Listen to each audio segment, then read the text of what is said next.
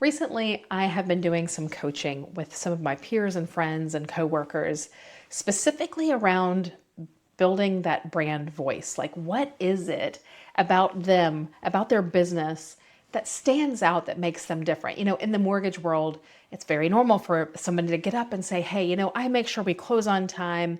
I make sure that you have good approvals and I communicate really well. I cannot tell you how many times I've heard that as the brand voice. Bottom line is that's the minimum amount that we should be doing, and that is not something specific to them that is going to be the attraction for people to come and work with you.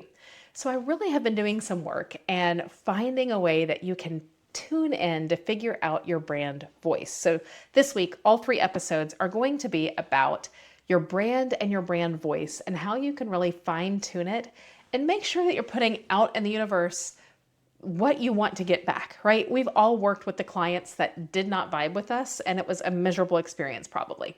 So this is a way of making sure that we're putting out in the universe the vibe and the way that we work so that people will appreciate us for the strengths that we have and want to come work with us for that reason. And if they don't appreciate those strengths, they can go find somebody that has the strengths that they appreciate.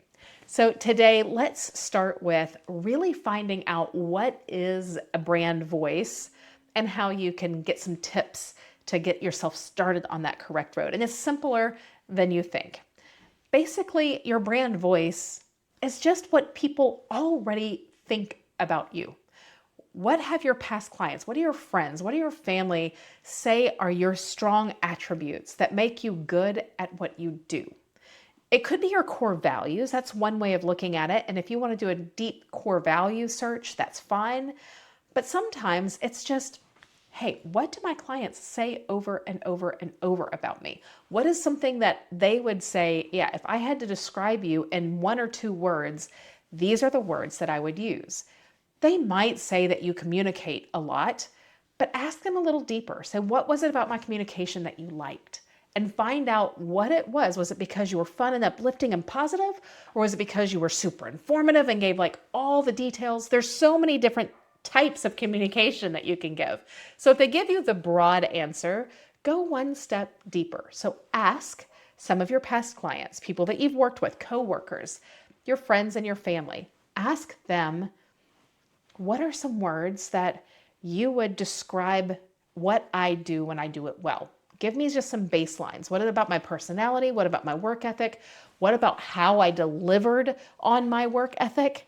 What was it that really just made me stand apart? And again, if they give you the top level, dig in a little bit deeper. What people already say about you is your brand voice. You have a brand voice. You just may not be marketing to that brand voice. So your homework today, for step 1 of creating and defining your brand, is to go out there and let's find out what people think about you and your work that stands out, that's different, not the noise. Not the noise. Find the specifics about you because each one of us is different and each one of us has a different voice that we can talk to. And each one of us is very precious. So when we get into that voice and we start attracting people that like that voice, that is when your business will take off because you are happy, your clients are happy, and you just set the world on fire. All right, that is your homework for today. Stay tuned for step 2 and step 3 of really digging into your brand and your brand voice. We'll see you next time.